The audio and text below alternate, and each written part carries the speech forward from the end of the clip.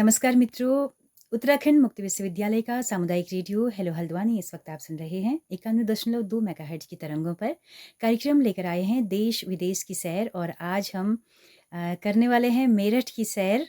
हमारे साथ मेरठ से इस वक्त मौजूद हैं डॉक्टर रविंद्र राणा जी। आप फ्रीलांस जर्नलिस्ट हैं और आप मीडिया के अध्यापन से भी जुड़े रहे हैं। पैदाइश आपकी मेरठ की है और आप ऐतिहासिक आपकी एक समझदारी है मीडिया को लेकर, अपने शहर को लेकर। तो हमें लगा कि आपसे ज़्यादा सुपात्र कौन होगा कि हम मेरठ को आपकी नज़र से जानें।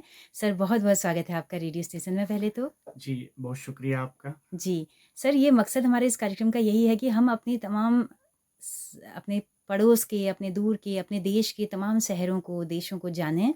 तो जो भी व्यक्ति आता है हमें लगता है कि वो बता सकता है, तो हम उनसे ज़रूर इस कार्यक्रम के लिए बात करते हैं। तो अभी आपका मीडिया पर हमने बहुत सारी बातें सुनी, तो मुझे लगा कि आप अच्छा बता सकते हैं मेरठ पर। तो कहाँ से शुरू करें, किस तरह से, किस नज़रिए से हम देखें मेरठ को?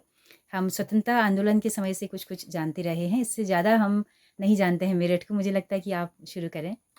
मेरठ एक बहुत ही जीवंत, जिंदा-दिल और ऐतिहासिक शहर है हुँ, और इसकी खूबी ये है कि जो मेरठ में जाता है बाहर से, वो मेरठ का होके रह जाता है और वहाँ की हवा, वहाँ की मिट्टी, वहाँ का पानी सबको सहेज लेता है अपने आप में और बहुत वाइब्रेंट सिटी है, तेज़ी से बढ़ता हुआ शहर है। एक बार एक सर्वे हुआ था जिसमें कहा गया कि मेरठ दुनिया के सबसे तेज़ी से बढ़ते हुए शहरों की लिस्ट में 62वें नंबर पर है। अच्छा। और अब तो ख़ास बात ये भी है कि बहुत जल्द शायद 30 तारीख फाइनल हो सकती है। मेरठ से दिल्ली के बीच में रैपिड ट्रेन अच्छा। शुरू होने जा रही है। इसको ओह! कहते हैं पटरियों पर दौड़ता हुआ जहाज़, ओह वाओ! जो विदिन सेकेंड्स 0 से 150 किलोमीटर प्रति घंटे की रफ्तार तक पहुंच सकती है। इसकी ओह! मैक्सिमम स्पीड 160 किलोमीटर हुँ, प्रति घंटा जी। और 17 स्टेशन होंगे। 55 मिनट में दिल्ली से मेरठ का सफर तय हो जाएगा। ओह! क्या बात है। ये अब पटरियों में ज़मीन पे दौड़ेगी या फिर मेट्रो की तरह ये मेट्रो की तरह मेट्रो की चलेगी हुँ, और बहुत ही खूबसूरत ट्रेन है। बहुत सुकून भरा सफर हुँ, इसके बाद होगा। दिल्ली मेरठ के दिल के और करीब हो क्या जाएगी बात है। ये और दिल्ली प्राइवेट से प्राइवेट ट्रेन होगी या सरकार इसको शुरू कर रही है? ये सरकार ने शुरू की। हुँ, एनसीआरटीसी एक एजेंसी है, हुँ, national capital regional transport corporation. हुँ, उसने ये पूरा काम कराया है। 30,000 करोड़ से ज़्यादा का प्रोजेक्ट है ओह! और शायद हमारे प्रधानमंत्री मोदी उनसे समय मांगा एनसीआरटीसी ने इसका शुभारंभ करने का। हुँ, एक हिस्से में ये अभी दौड़ रही है लेकिन कंप्लीटली जो 82 किलोमीटर का प्रोजेक्ट है उस पर दौड़ाने के लिए हरी झंडी देने वाले हैं ओह! हमारे प्रधानमंत्री। इसको शायद 30 सितंबर संभावित तारीख है, ऐसा मान के चला जा रहा है। क्या बात है। हम एक पत्रकार की नज़र से दोस्तों इस मेरठ शहर को जान रहे हैं, तो आप मान के चलें कि आपको बहुत सारी जानकारियाँ मिलेंगी इसमें। एक पत्रकार के पास एक बृहद नज़रिया होता है चीज़ों को देखने का, वो रिपोर्टिंग भी कर रहा होता है, कवर भी कर रहा है, तो योजनाएँ भी पता हैं कि आगामी क्या होने वाला है। तो जी, बहुत शुक्रिया इस जानकारी के लिए। जी। जी। मेरठ तेजी से बदलता हुआ शहर है आज की तारीख में हुँ, और इतिहास तो आपने जैसा बताया कि 1857 की क्रांति से जुड़ा हुआ शहर है और मेरठ ही वो शहर है जहाँ से पहली बार चिंगारी फूटी अंग्रेजी फौज के खिलाफ। पहला रिवोल्ट हुआ ओह! और विक्टोरिया पार्क एक वहाँ जगह है जहाँ पर जेल होती थी अंग्रेजों की। उस जेल को क्रांतिकारियों ने तोड़ दिया और आसपास के गांव-गांव में आज़ादी की लड़ाई शुरू हो गई। गांव-गांव में किसानों ने बड़ी भूमिका इसमें निभाई। उस वक्त दरअसल मेरठ को अतीत में जाके देखें तो बड़ा लंबा चौड़ा क्षेत्र होता था, बड़ा दायरा लंबा होता था मेरठ का। इधर देहरादून तक मेरठ का इलाका पड़ता था और उधर दिल्ली में शादरा तक। हुँ, इतना बड़ा कभी मेरठ होता था। उसमें से बहुत सारे नए जिले बन गए धीरे धीरे। गाजियाबाद नया जिला बना, हापुड़ बना, बागपत बना, बुलंदशहर वहीं से बना। तो मेरठ धीरे धीरे इस तरह से अलग अलग जिले उससे बनते चले गए और बदलता चला गया। बहुत हिस्टोरिक सिटी कैंट है। देश में 62 कैंट हैं जिनमें से जो ए ग्रेड के कैंट हैं देश के, उनमें मेरठ कैंट आता है।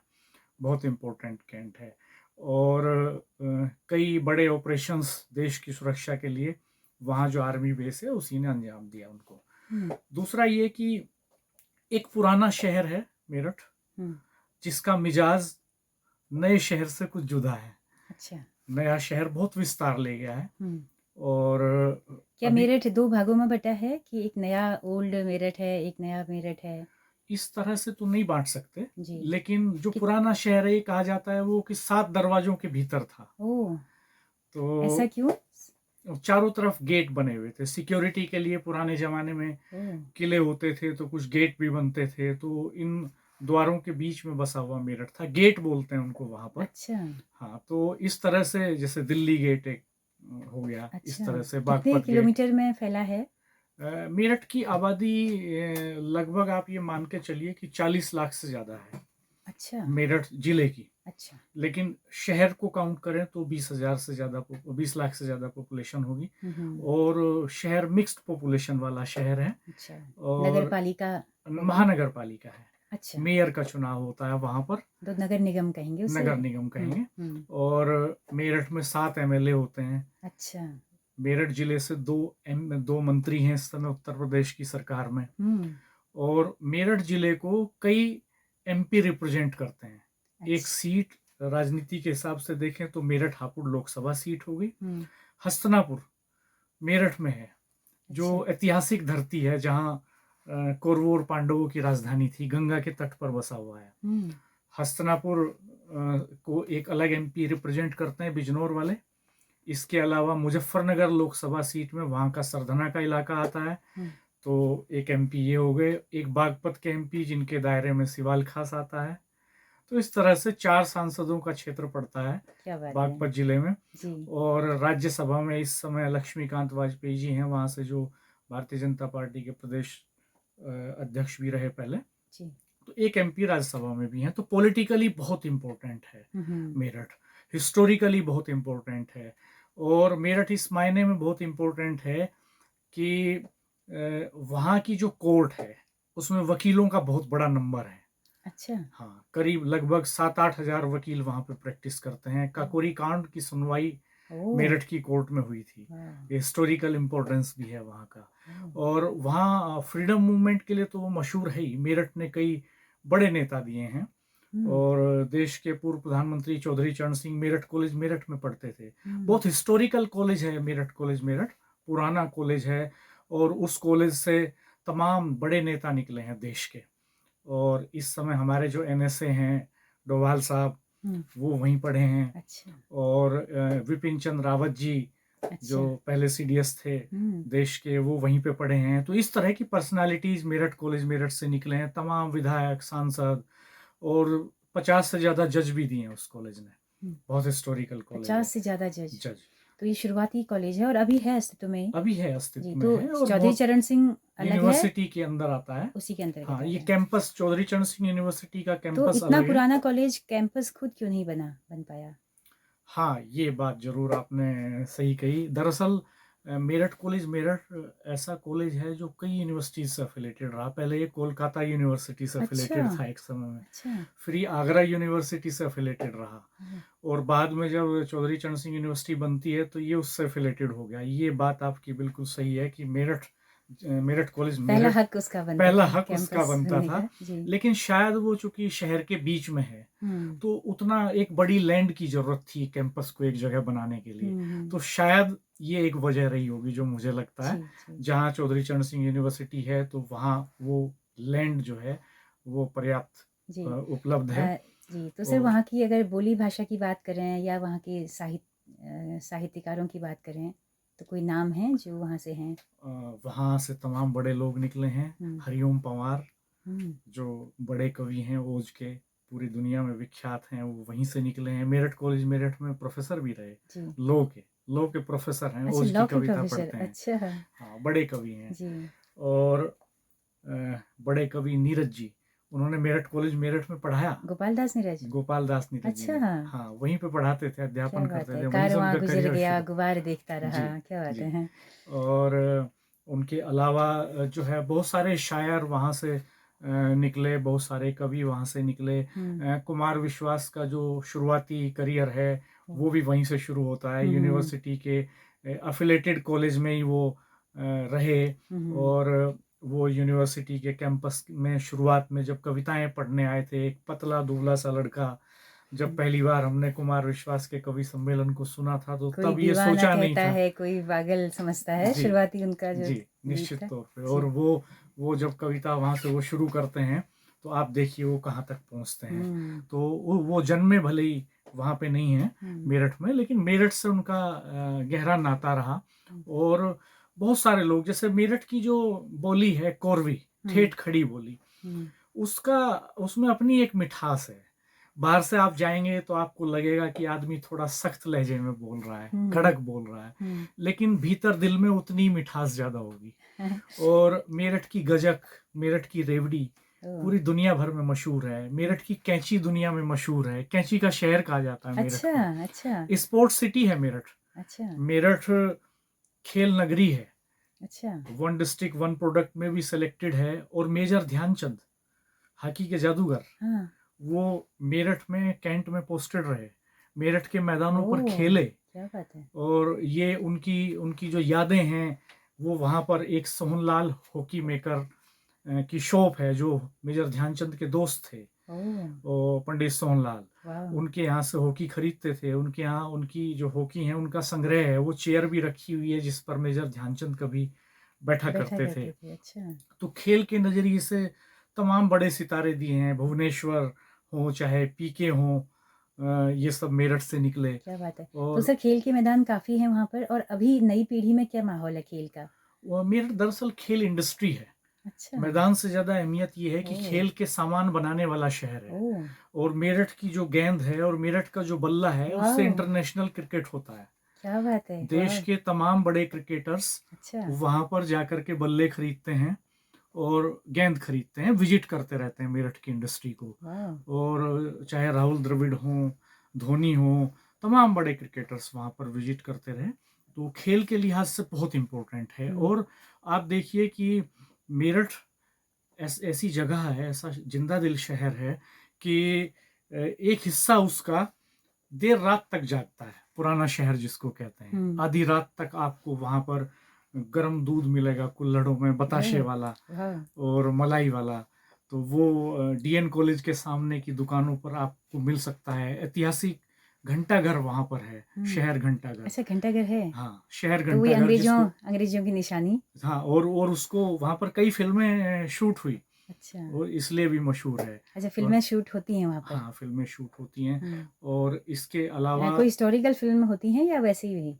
नहीं, जो बॉलीवुड की फ़िल्में हैं, हुँ, वो कई हुँ, सारी, शाहरुख खान की फ़िल्म थी, वो वहाँ पे शूट हुई। हुँ, और इसके अलावा मेरठ में खिलाड़ी खूब निकलते हैं। हुँ, छात्र नेता वहाँ से बहुत सारे ऐसे निकले जो पार्लियामेंट और अच्छा, असेंबली तक गए। हुँ, तो छात्र नेताओं का, स्टूडेंट पॉलिटिक्स का भी गढ़ रहा वो शहर। जी, हालाँकि बीच के कुछ हिस्से में कुछ ऐसी अप्रिय घटनाएँ भी हुई हुँ, कि जिनमें कई बार टकराव भी हुए, लेकिन उन सब दागों को धुल करके मेरठ हर बार मुसीबतों से पार पाता चला गया, हर हुँ, बार जिंदा-दिली के साथ खड़ा होता चला गया हुँ, हुँ, और सबको सहेजता चला गया। अब तो मेरठ इतना विस्तार ले रहा है, वहाँ पर कई बड़े ऐसे प्रोजेक्ट्स हैं जो इस समय बन रहे हैं। आउटर रिंग रोड का प्रोजेक्ट बन रहा है, हुँ, रैपिड ट्रेन जैसा मैंने आपको बताया। हुँ, दिल्ली के साथ जो नेशनल एक्सप्रेसवे 2 है, वो दिल्ली के साथ जोड़ता है मेरठ को। अच्छा, और मेरठ से जितने भी कनेक्टिंग सिटीज़ हैं, चाहे पानीपत हो, चाहे आपका बागपत हो, मुज़फ्फरनगर, हरिद्वार, देहरादून हो या बिजनौर हो, सब हाईवे से जुड़ गए हैं। तो कनेक्टिविटी बहुत ही शानदार हो गई है मेरठ की। इसके अलावा एजुकेशन का हब है।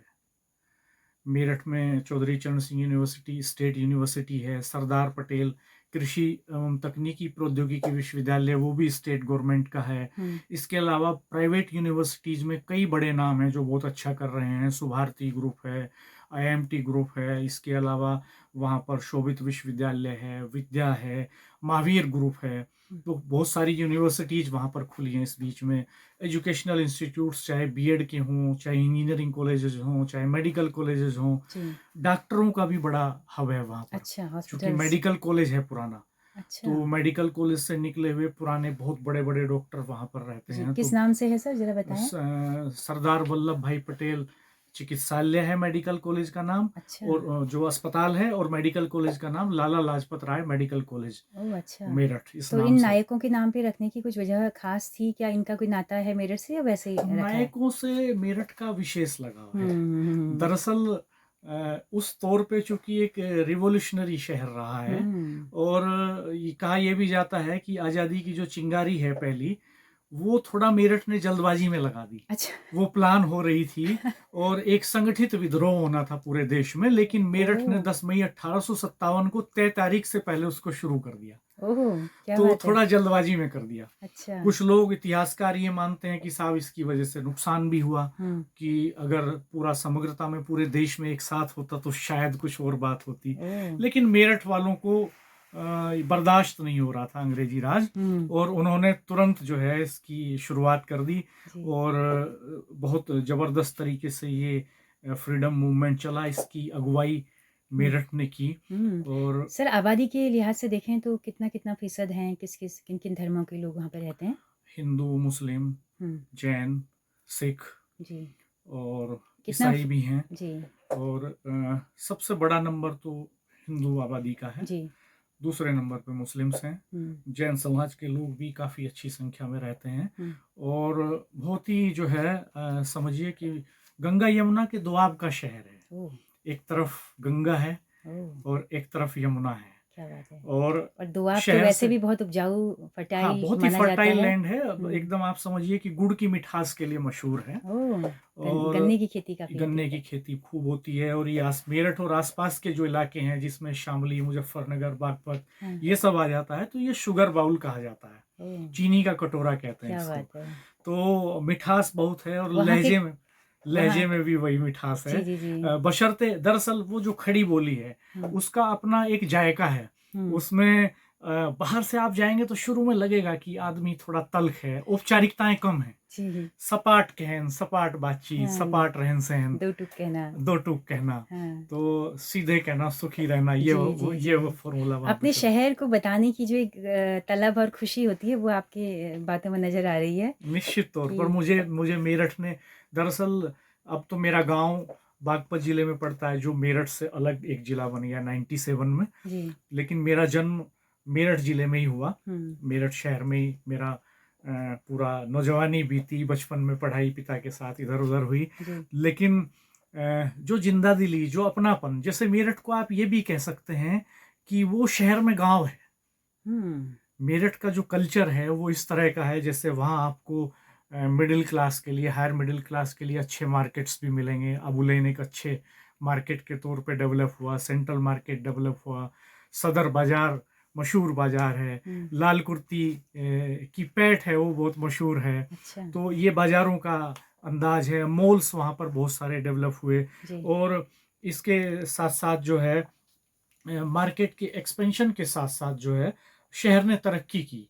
हॉस्पिटल्स की चेन बनी बहुत सारी, मेडिकल कॉलेजेस में आपको बता ही रहा हूँ कि 2 जगह हुँ। खुले। आयुर्वेद की हुँ। पढ़ाई कई जगह पे अच्छा। उपलब्ध है इस ये सर समय। सब आउटर में होंगे ना? आउटर मेरठ में? कहीं हाईवे के से लगे हाँ, हुए? ये दरअसल मेरठ ने ज़्यादा विस्तार लिया है दिल्ली रोड पर, दिल्ली हुँ। दून हाईवे पर। हुँ। तो ये जो हिस्सा है 17 किलोमीटर के हिस्से में, तो आप सोचिए कि रैपिड ट्रेन ही चलेगी, जो हुँ। सिटी के एक हिस्से से एंट्री लेगी और दूसरे हिस्से पर परतापुर से एंट्री लेगी, और मेरठ साउथ से एंट्री लेगी। उसको मेरठ साउथ स्टेशन का नाम दिया गया हुँ, है, हुँ, हुँ। और वो मोदीपुरम में निकलेगी, एग्जिट करेगी। तो ये 17 किलोमीटर का ट्रैक है, और लगभग इतना ही हिस्सा ईस्ट और वेस्ट में है, जिस पे भी अच्छा। मेट्रो चलाने का प्लान बन रहा है, जिसमें हुँ। श्रद्धापुरी से गोकुलपुर का एक कॉरिडोर वहां पर बनेगा। जी, जी। तो इस तौर पर इंफ्रा के मामले में बहुत डेवलपमेंट हो रहा जी, है, तो मेरठ ये में जो बदल रहा है। संस्थानों में पढ़ने वाले बच्चे हैं, ये क्या हॉस्टल्स वगैरह में रहते हैं? क्योंकि जहाँ संस्थान है, तो वहाँ आस-पास और भी इस तरह का विकास होता है, तो होम स्टे खुलना या पेइंग पीजी खुलना या इस तरह की क्या चीज़ें भी हुई हैं? निश्चित तौर पर जब दरअसल मेरठ में कई देशों के स्टूडेंट्स पढ़ते हैं, अच्छा। जम्मू कश्मीर के स्टूडेंट भी पढ़ते हैं। अच्छा। खेती बाड़ी की पढ़ाई करने के लिए अच्छा, जम्मू कश्मीर के बच्चे मेरठ ही आते हैं ये क्या अक्सर। कृषि विश्वविद्यालय है? कृषि विश्वविद्यालय में आते हैं हाँ। वो। कई अफिलेटेड कॉलेजेस हैं, जैसे माछरा का कॉलेज है, बड़ौद का कॉलेज है, हुँ, उनमें आते हैं पढ़ने के लिए। एग्रीकल्चर एग्रीकल्चर का स्कोप वहाँ अच्छा माना जाता है। हुँ। खुद हमारे साथ जब हम यूनिवर्सिटी में पढ़ते थे तब भी कुछ कश्मीरी बच्चे पढ़ते थे, और अफ्रीका के देशों से भी कुछ स्टूडेंट्स आते हैं। कई देशों के स्टूडेंट्स मेरठ में पढ़ने के लिए आते हैं, और देश के तो हर एक राज्य का स्टूडेंट मेरठ में है। एजुकेशन का इतना बड़ा हब मेरठ बना है। मेरठ आभूषण नगरी भी है, स्वर्ण नगरी भी है। अच्छा। वहाँ पर बड़ी मंडी है आभूषणों की, बड़ा कारोबार होता है और एक्सपोर्ट होता है। अच्छा। एक्सपोर्ट क्वालिटी के ज्वेलरी वहाँ पर बनती बनाई है, जाती है। और ज्वेलरी इंस्टीट्यूट भी वहाँ पर है। इंस्टीट्यूट भी है? हाँ, ज्वेलरी यानी कि इंस्टीट्यूट है, पढ़ाई होती है उसकी? जिसमें उसकी पढ़ाई होती है। अच्छा। और मैंने आपको बताया कि कनेक्टिविटी के साथ साथ जो परंपराएं हैं उनको भी मेरठ बनी। ने बहुत सहेजा है। जैसे मेरठ नौचंदी के नाम से मशहूर है। अच्छा। नौचंदी मेला लगता है वहाँ। दरअसल एक मजार है, बाले मियाँ की मजार, और सामने मंदिर है नवचंडी देवी का मंदिर, दोनों आमने सामने हैं। क्या बात है। और ये ऐतिहासिक मेला है, आज़ादी के पहले से चला आ रहा है।